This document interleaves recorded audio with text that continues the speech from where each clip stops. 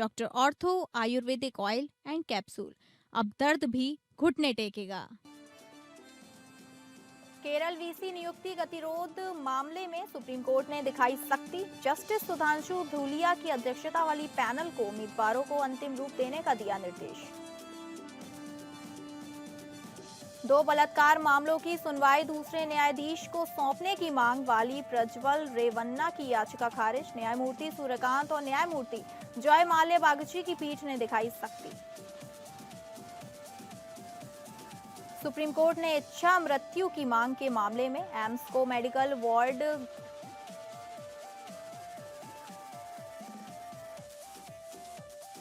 Supreme court ने इच्छा मृत्यु की मांग के मामले में एम्स को मेडिकल बोर्ड गठित करने का दिया आदेश। 13 साल से बेड पर बिना चेतना के पड़ा है।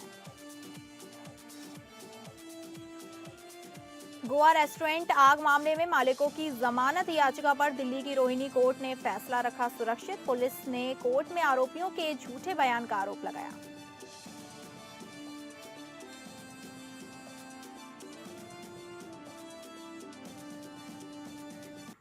नमस्कार, मैं हूं आपके साथ अंकिता सिंह। एपीएन न्यूज के लोकप्रिय कानून प्रोग्राम लीगल हेल्पलाइन में आपका स्वागत है।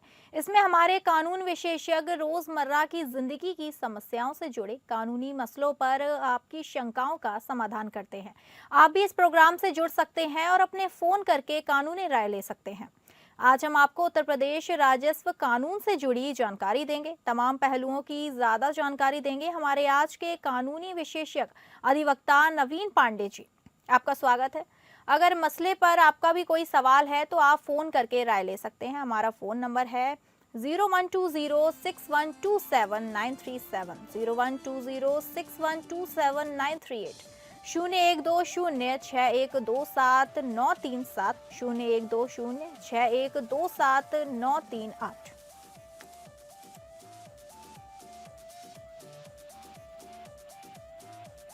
जी, आपका बहुत बहुत स्वागत है। उत्तर प्रदेश राजस्व संहिता 2006 क्या है और इसके मुख्य उद्देश्य क्या है? जी। उत्तर प्रदेश राजस्व संहिता ये जो है उत्तर प्रदेश राज्य में भूमि एवं राजस्व प्रशासन को एकीकृत और सरल बनाने के लिए बनाई गई एक व्यापक कानून है। जी। ये संहिता बेशक 2006 में पारित हुई थी, लेकिन इसको लागू होते होते सन 2016 हो गया था। यानी 2016 में ये पूरी तरह से लागू हो पाई। और पहले से मौजूद जो विभिन्न राजस्व कानून थे, जैसे कि उत्तर प्रदेश जमींदारी उन्मूलन और भूमि सुधार अधिनियम सन 1950 का, और या फिर भू राजस्व अधिनियम 1901, ऐसे कानूनों को एक साथ समेकित करके एक यूनिफॉर्म कानून जो है वो उत्तर प्रदेश राजस्व संहिता 2006 के तहत उत्तर प्रदेश में लागू किया गया था। जी। इसके जो मुख्य उद्देश्य हैं, सबसे पहला तो यह है कि जो विभिन्न राजस्व कानून थे उनको एक जगह संकलित करना, ताकि कंफ्यूजन की स्थिति ना रहे। किसी को भी यदि राजस्व कानूनों को देखना है या समझना है तो वे किसी एक कानून को ही रेफर करके और राजस्व से संबंधित कानून और नियमों को समझ सके। इसके अलावा जितने भी भू अभिलेख हैं उनको व्यवस्थित करना और आधुनिक बनाना, ये भी एक मुख्य उद्देश्य था। साथ ही साथ राजस्व अधिकारियों को शक्तियां और जिम्मेदारियों जो उनके ऊपर दी गई हैं उनको स्पष्ट तौर पर दर्शाया जाना, ये भी एक मुख्य उद्देश्य था इस कानून का। साथ ही साथ भूमि से संबंधित जितने भी विवाद हैं उनका त्वरित निपटान हो सके। जितने भूमिधर हैं उनके अधिकारों की सुरक्षा करना, अवैध कब्जे को रोकना और सरकारी भूमि की सुरक्षा, इसको भी सुनिश्चित करने का एक उद्देश्य था। और साथ ही साथ जितने कर एवं राजस्व वसूली की प्रक्रियाएं थी उनको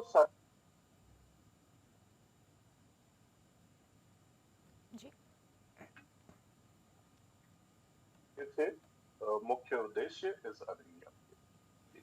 जी ये बताइए कि इस संहिता 2006 में कितने इसके अध्याय थे और धाराएं कितनी थी?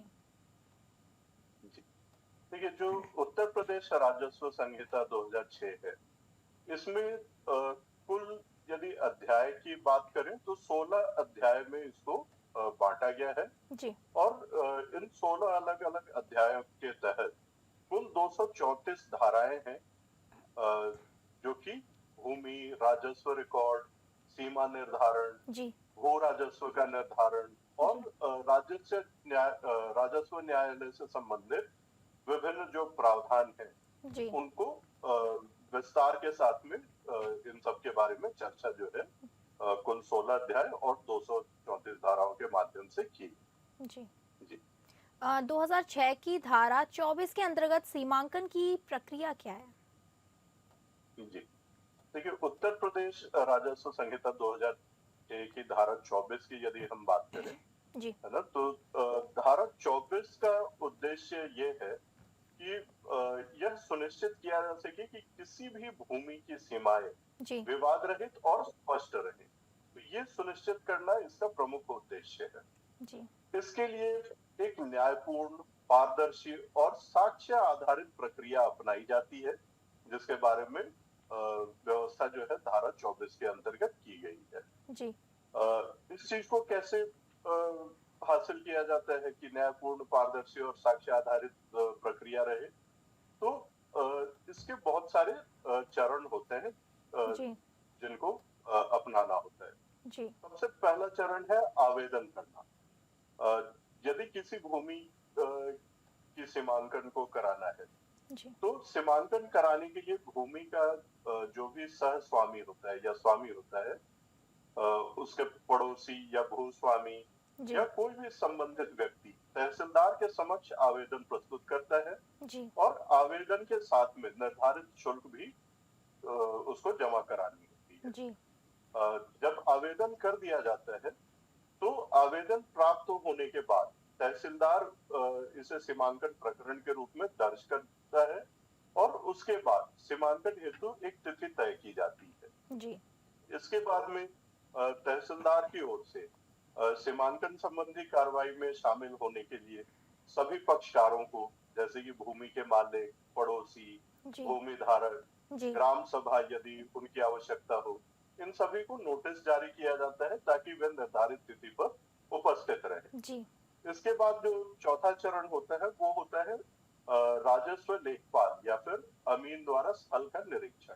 जी। तो जिसमें नियत तिथि पर लेखपाल या अमीन मौके पर पहुंचते हैं जी। और वे मौके पर सभी पक्षों की उपस्थिति में खसरा, खतौनी, गांव का नक्शा, इन सब का मिलान करते हैं। जी। इसके बाद जो अगला स्टेप होता है वो होता है नापजोख तथा निशान लगाना, जी। जिसमें लेखपाल या अमीन जो भी मौके पर जी। जी। जाते हैं, जी। वे माप जोख करते हैं और भूमि की वास्तविक स्थिति का निर्धारण करते हैं। जी। इसके बाद सीमांकन के अनुसार खूंटे या चिन्ह जो भी होते हैं उनको लगाया जाता है भूमि के ऊपर। जी। अगले चरण में पंचनामा या रिपोर्ट तैयार किया जाता है। जो भी अमीन या लेखपाल सीमांकन से संबंधित कार्रवाई करते हैं, नापजोख हुआ या नक्शों का मिलान हुआ, यह सब करने के बाद में भूमि की स्थिति, सीमाओं का निर्धारण, फिर जो खूंटे वहां पर लगाए जाते हैं या जो भी चिन्ह लगाए जाते हैं, उनकी स्थिति और उपस्थित जो भी पक्ष है उनकी सहमति या आपत्ति उसको दर्ज किया जाता है। जी। जिसके बाद में तहसीलदार जो है फाइनल ऑर्डर या फाइनल आदेश जो है वो पारित करते हैं। यदि कोई पक्ष आपत्ति दर्ज कराता है उस फाइनल आदेश के खिलाफ, तो तहसीलदार सुनवाई कर और निर्णय लेता है। जी। इसके बाद में रिकॉर्ड के अंदर में प्रविष्टि की जाती है सीमांकन के अंतिम आदेश के अनुसार। जी। आवश्यक होने पर भूमि के जो अभिलेख होते हैं उसके अंदर प्रविष्टि कराई जाती है। यदि इन सब से भी कोई व्यक्ति संतुष्ट नहीं होता है, जी। तो अपील में जो है उप जिलाधिकारी या अपर जिलाधिकारी या आयुक्त के समक्ष जो भी पक्ष है जो असंतुष्ट है, जी। वो अपील भी दायर कर सकते हैं। इसके लिए प्रावधान अलग से है, अपील की प्रक्रिया किस तरह से की जाए। जी। 2000 6 की धारा 57 के तहत ग्राम पंचायत संपत्ति और की क्षति, दुरुपयोग और गलत कब्जे के मामलों में क्या कार्रवाई की जा सकती है? जी। देखिए, जो उत्तर प्रदेश राजस्व संहिता 2006 की धारा 67 है, इसके अंदर प्रावधान किया गया है कि ग्राम पंचायत की जो संपत्ति होती है, जी। उसकी यदि कोई क्षति कारित करता है या फिर दुरुपयोग करता है जी। या गलत तरीके से कब्जा करता है, तो ऐसे मामलों में किस तरह से कार्रवाई की जाएगी। इसमें सबसे पहला तो जो कार्रवाई है वो होता है अनाधिकृत कब्जा हटाना। जी। यदि कोई व्यक्ति ग्राम पंचायत या ग्राम सभा की भूमि पर अवैध रूप से कब्जा करता है, तो तहसीलदार या फिर उप जिलाधिकारी उस व्यक्ति को नोटिस जारी करके कब्जा हटाने का आदेश पारित कर जी। सकते हैं। इसके अलावा यदि आवश्यक होता है, तो ग्राम पंचायत की भूमि या संपत्ति को नुकसान पहुंचाने की स्थिति में जी। जो भी व्यक्ति है जिसने क्षति या नुकसान पहुंचाया है, उसके ऊपर आर्थिक दंड लगाया जा सकता है क्षति या दुरुपयोग के लिए। और ये दंड जो है तहसीलदार या फिर उप जिलाधिकारी द्वारा जांच पड़ताल करने के बाद में निर्धारित की जाती है जी। कि आर्थिक क्षतिपूर्ति कितनी वसूल करनी है। उत्तर प्रदेश राजस्व संहिता 2006 के तहत राजस्व अधिकारियों की नियुक्ति और उनके कार्य क्या हैं? जी। जी। देखिए, इस संहिता के तहत धारा 12 इसके अंदर बताया गया है कि प्रत्येक जिले के अंदर जी। एक कलेक्टर तथा आवश्यकता यदि होती है तो एक या एक से अधिक एडिशनल कलेक्टर की नियुक्ति की जा सकती है। जी। वही धारा 13 को यदि हम देखें तो वहां पे प्रावधान किया गया है कि प्रत्येक जिले में उप विभागीय स्तर पर राजस्व प्रशासन के लिए सब डिविजनल ऑफिसर यानी कि उप जिला अधिकारी या असिस्टेंट कलेक्टर फर्स्ट क्लास या फिर सेकंड क्लास, जी। इनकी भी नियुक्ति की जा सकती है। धारा 14 जो है ये बात करता है तहसीलदारों की नियुक्ति की। जी। साथ ही साथ धारा 15 में यदि आवश्यकता होती है, केवल तहसीलदार से कार्य संपन्न होने की संभावना यदि नहीं दिखती है, जी। तो धारा 15 के अंतर्गत नायब तहसीलदारों की भी नियुक्ति की जा सकती है। इसके अलावा धारा 16 में राजस्व निरीक्षक और लेखपाल प्रत्येक तहसील के अंतर्गत नियुक्त करने का भी प्रावधान किया गया है। जी। साथ ही साथ यदि आवश्यकता हो तो अन्य अधिकारी जैसे कि record officer, assistant record officer, settlement officer इत्यादि, इनकी भी नियुक्ति के लिए प्रावधान जो है इस संहिता के अंदर किए गए हैं। जी। अब यदि इनके कार्यों की बात करें तो राजस्व अधिकारियों का काम जो है वो केवल भूमि कर वसूलना नहीं होता है, बल्कि भूमि के रिकॉर्ड का रख रखाव, सीमा निर्धारण, भूमि विवाद, जी। कब्जा, बेदखली, अभिलेखों में सुधार, ये और भी कई सारे दायित्व हैं जो कि उनके ऊपर दी गई है। जी। यदि इनके मुख्य कर्तव्यों की बात करें तो मुख्य कर्तव्यों में जिला या तहसील स्तर पर, जी। है ना, तो जो कलेक्टर्स होते हैं या सब डिविजनल ऑफिसर्स होते हैं या तहसीलदार जो होते हैं, जी। उनकी जो जिम्मेदारियां हैं वो है जी। तहसील या जिले में भूमि राजस्व, सिंचाई, नहर राजस्व, टैक्स, तवक्की, उपकर इत्यादि को वसूलना। साथ ही साथ भूमि रिकॉर्ड जैसे कि जमाबंदी, खसरा, खतौनी, जी। मिट्टी, भूमि नापजोख, सीमांकन, सीमा चिन्ह इत्यादि का रख रखाव और इनको सुरक्षित रखना। जी। इसके अलावा भूमि का मालिकाना हक विवरण, नामांतरण, म्यूटेशन, जब्त इत्यादि को वैधानिक रूप से देखना। भूमि विवाद, कब्जा, बेदखली, सरकारी भूमि पर अतिक्रमण हटाना, जी। ये सब भी जो है इनकी जिम्मेदारियों में आते हैं। जी। सरकारी जमीन पर यदि अवैध कब्जा होता है तो उसको हटाने का भी दायित्व इनके ऊपर रहता है। जी। सीमांकन एवं सीमा चिन्ह के जो मामले होते हैं, जो गांव स्तर पे या किसी भी स्तर पर यदि उत्पन्न होते हैं, जी। तो उनका निपटान करना, राजस्व वसूली तथा बजट, तय राजस्व दर, पुनर्मूल्यांकन करना, जी। है ना, इन सबको भी सुनिश्चित करने की जिम्मेदारी होती है। जी। ग्राम पंचायत या ग्राम सभा के जो अभिलेख होते हैं, जैसे आसामी सदस्य रजिस्टर, ग्राम सभा के पट्टे, सरकारी पट्टेदार भूमि इत्यादि का प्रबंधन।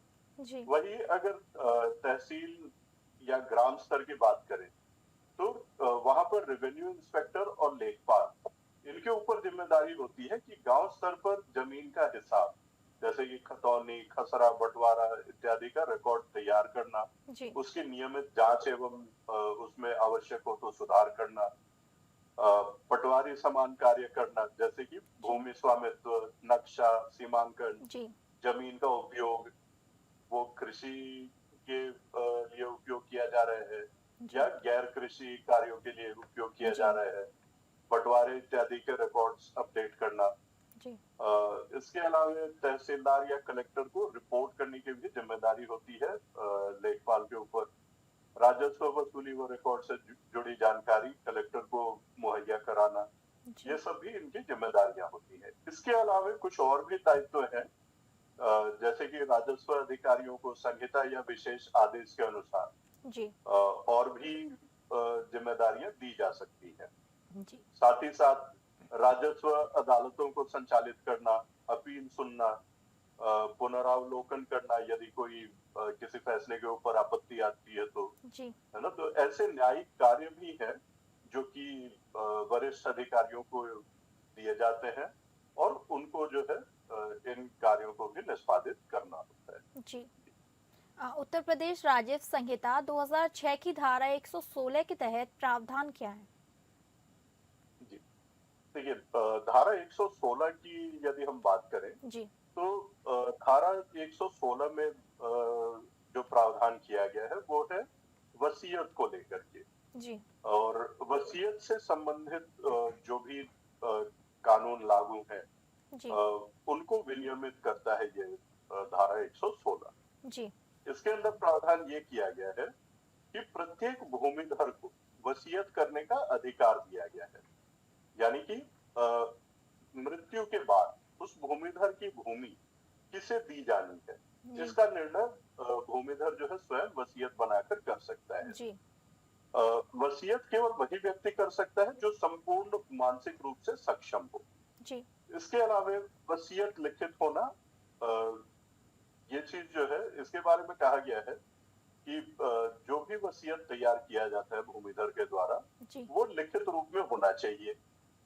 वसीयत के ऊपर वसीयतकर्ता का हस्ताक्षर होना आवश्यक है जी। और कम से कम 2 गवाहों का वसीयत पर हस्ताक्षर होना भी आवश्यक होता है, जी। तभी उसे वैध माना जाएगा। जी। वसीयत के पंजीकरण की बात करें तो इसके अंदर ये प्रावधान किया गया है कि पंजीकरण जी। जो है ये वैकल्पिक है, अनिवार्य नहीं है, जी। है ना। इसके बाद वसीयत प्रभावी कब होगा, तो जब वसीयतकर्ता की मृत्यु हो जाती है उसके बाद ही वसीयत प्रभावी होता है। जी। मृत्यु से पहले वसीयत को कभी भी बदला दे जा सकता है या वसीयतकर्ता यदि चाहे तो उसे रद्द भी कर सकता है। जी। अब वसीयत के निरस्तीकरण के लिए भी प्रावधान किया गया है, जिसमें कहा गया है कि वसीयतकर्ता यदि चाहे तो किसी भी समय नई वसीयत बनाकर या पुरानी वसीयत को रद्द करने की स्पष्ट घोषणा करके वसीयत को निरस्त भी कर सकता है। जी। और इसमें अवैध वसीयत को भी डिफाइन किया गया है, जी। जिसके लिए कहा गया है जी। कि यदि ये जो 5 आवश्यकताएं जो है ना, जी। इनमें से कोई भी यदि छूट जाती है या उनका अनुपालन नहीं किया जाता है जी। तो उस स्थिति में वसीयत को जो है वैध नहीं माना जाएगा। जी। यदि वसीयतकर्ता मानसिक रूप से अस्वस्थ हो या वसीयत को दबाव, धोखाधड़ी या जबरदस्ती के कारण बनाई गई हो या गवाहों के हस्ताक्षर ना हो तो इन परिस्थितियों में वसीयत जो है वो अवैध घोषित हो जाती है और उसको लागू नहीं किया जा सकता। जी। जी। आपका बहुत बहुत धन्यवाद हमारे साथ जुड़ने के लिए। शुक्रिया। फिलहाल लीगल हेल्पलाइन में बस इतना ही। नमस्कार।